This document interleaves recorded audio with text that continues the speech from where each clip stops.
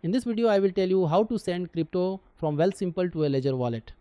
So first what you need to do is connect your Ledger device such as a Nano S or Nano X and unlock it. Then open the Ledger Live app on your phone or computer. After that, choose the cryptocurrency you want to receive like Bitcoin or Ethereum. Tap or click receive. Then verify the address shown inside Ledger Live with the address displayed on your Ledger device screen. Always confirm the address on the hardware device itself. Next, copy the full wallet address or scan the QR code. Now open the Wealthsimple app and sign in. Tap the Move tab at the bottom of the screen. Under Transfer Assets, tap Send Crypto. If prompted, complete any identity verification steps. Then read the scam warning and tap Continue.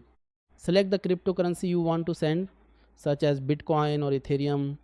Enter the amount you want to send or choose Send All if you want to move everything. Wealthsimple will automatically include the network fee.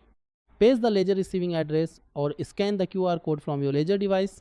If more than one network is available, make sure you choose the correct one, such as Ethereum mainnet or Base for ETH or USDC.